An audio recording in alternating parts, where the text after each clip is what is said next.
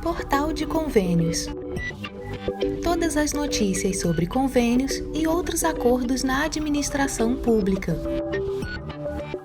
Olá, este é o podcast do Portal de Convênios, um resumo semanal das principais notícias do âmbito da administração pública para você se manter informado em poucos minutos.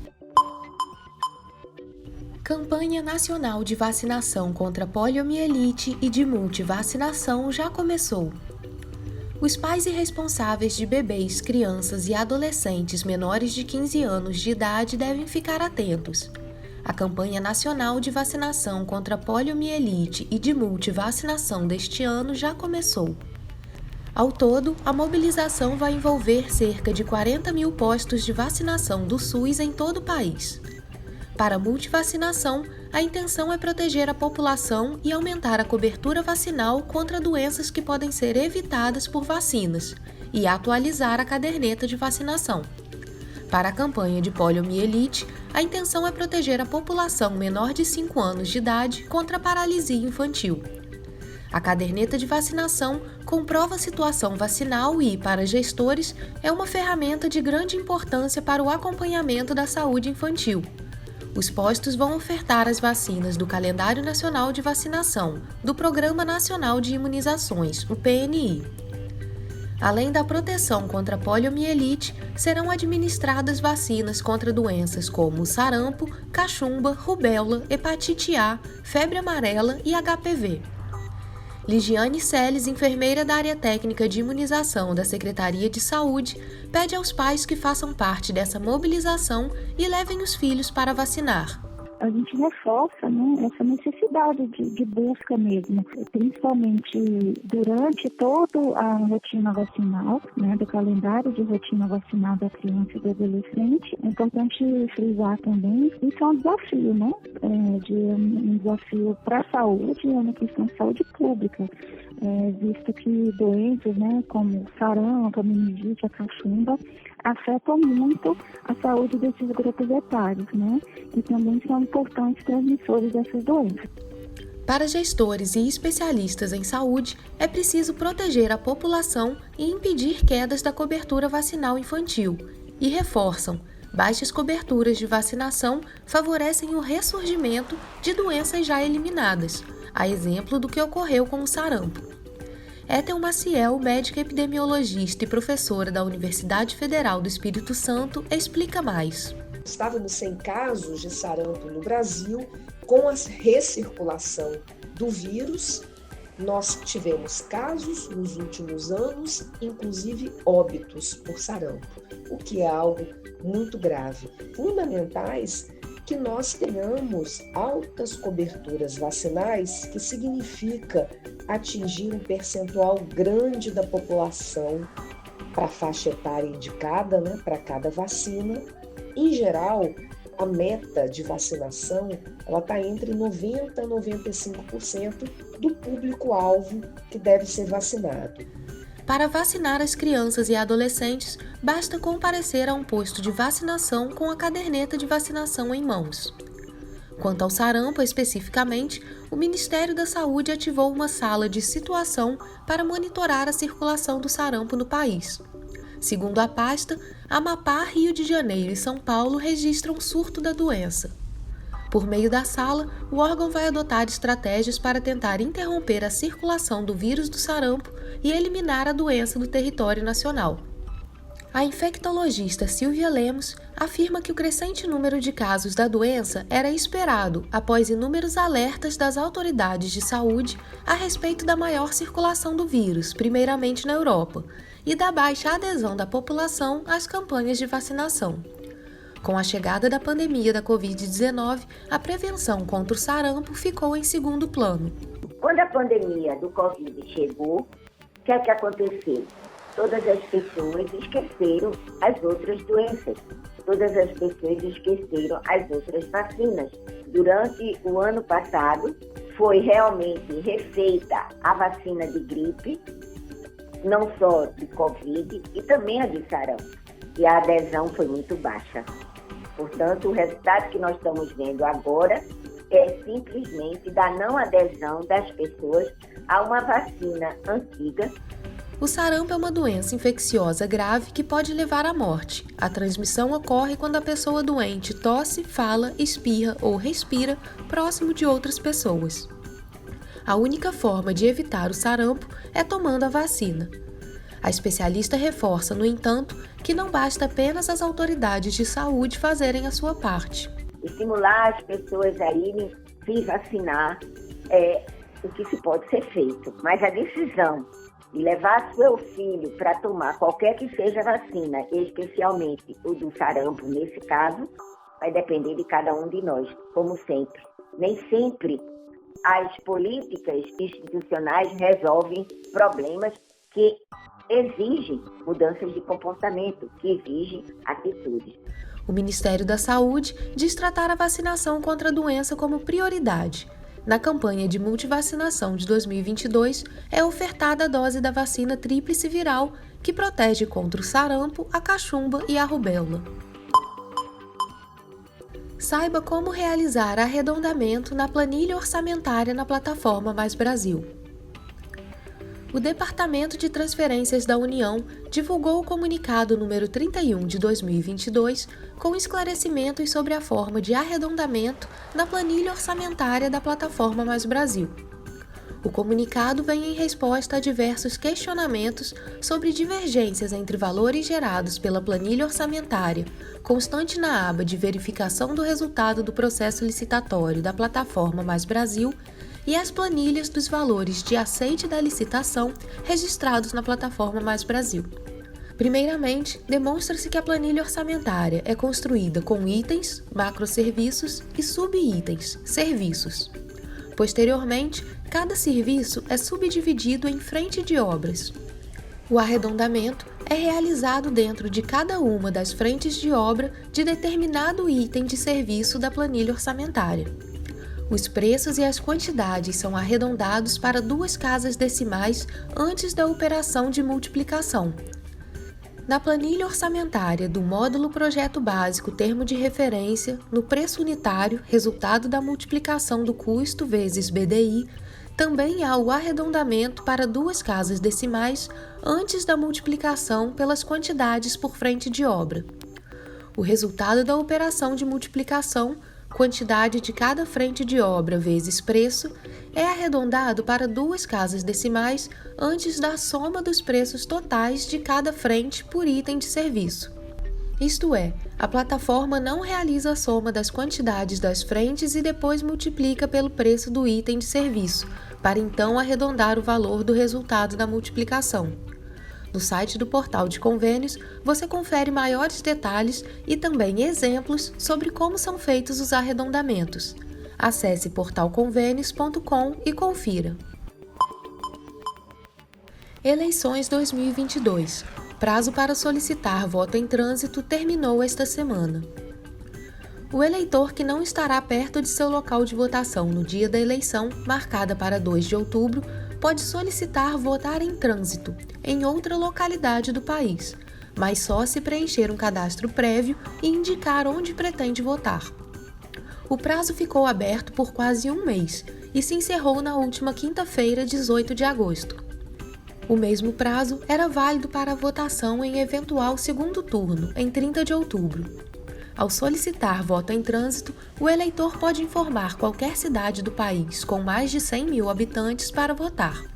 Contudo, há diferenças de acordo com o estado em que se vota. Caso esteja no mesmo estado de seu domicílio eleitoral, o eleitor poderá votar para os cargos de presidente, governador, senador, deputado federal e estadual ou distrital. Já se estiver em outro estado, poderá votar somente para presidente da República. É possível solicitar o voto em trânsito em apenas um ou nos 2 turnos de votação. É permitido, inclusive, votar em trânsito numa localidade no primeiro turno e em outra no segundo turno. Os locais habilitados a receber o voto em trânsito podem ser conferidos no portal da Justiça Eleitoral.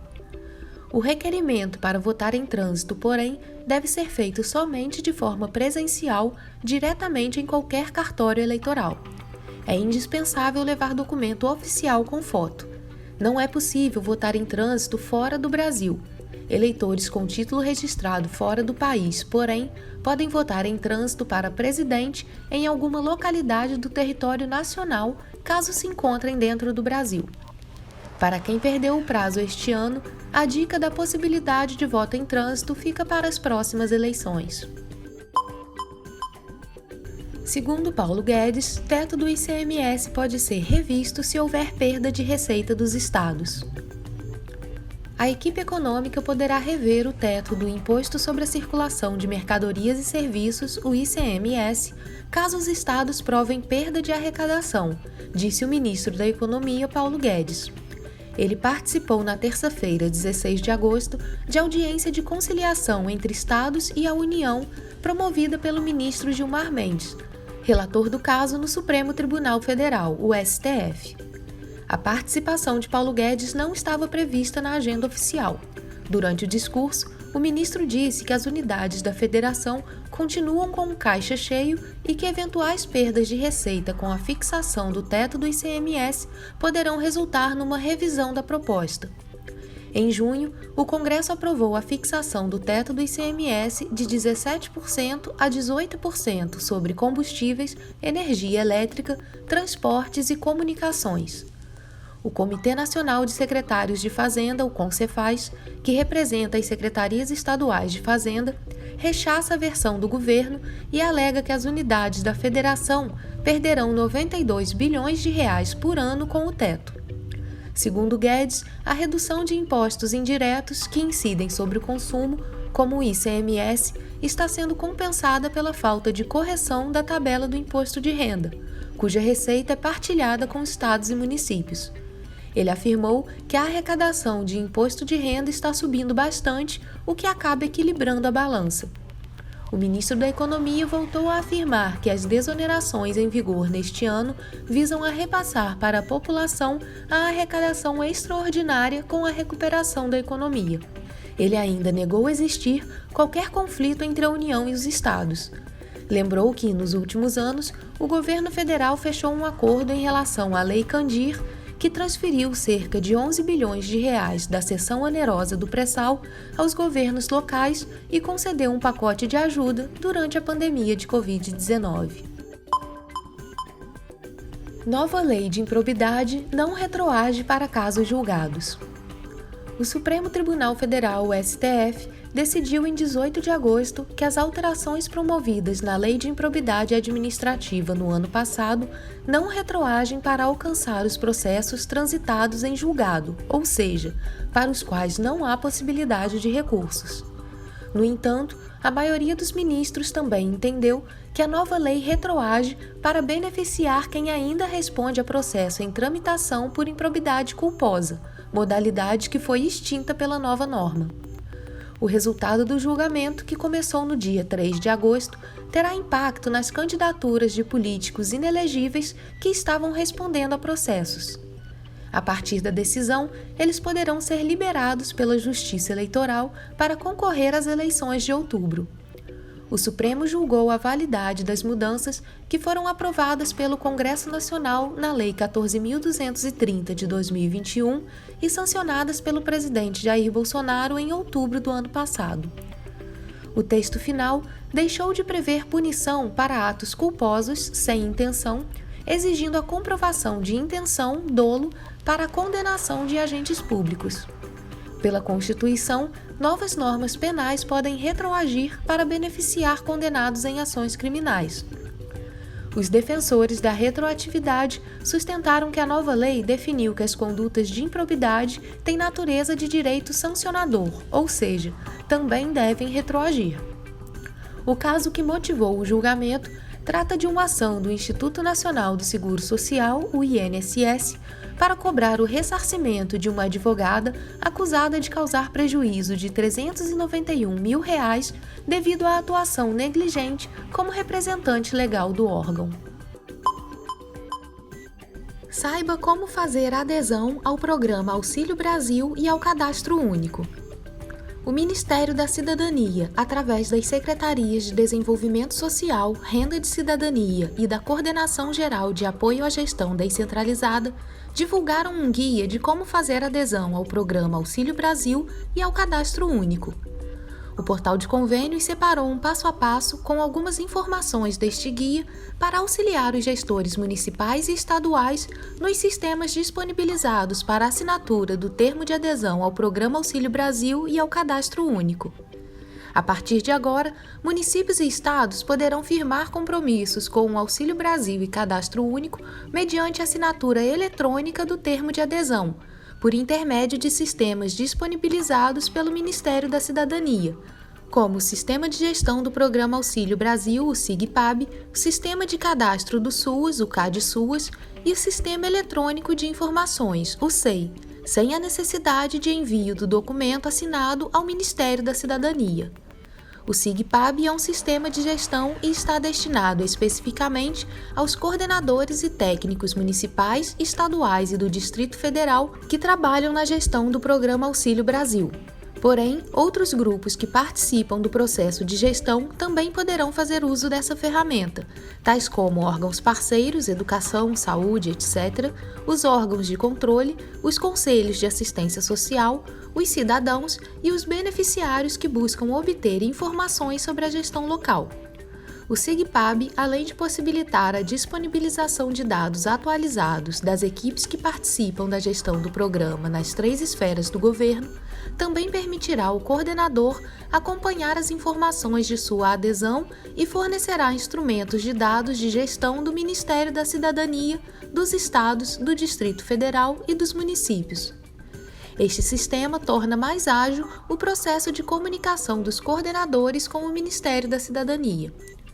O aplicativo do termo de adesão tem como objetivos atualizar, cadastrar, consultar, controlar e gerir as informações referentes à gestão municipal, estadual e distrital, da prefeitura, prefeito, governo, governador, dados de coordenação, equipe de coordenação, coordenação intersetorial e controle social. O aplicativo ainda permite a impressão do certificado de adesão municipal e estadual ao Programa Auxílio Brasil e ao Cadastro Único, e o termo de adesão com as informações atualizadas da gestão. Para conferir o passo a passo da adesão com todos os detalhes e imagens das telas dos sistemas, acesse portalconvênios.com. Você ouviu mais um podcast do Portal de Convênios, te atualizando sobre projetos, prazos e ações em administração pública. Continue se informando em nosso site portalconvênios.com. Até a próxima!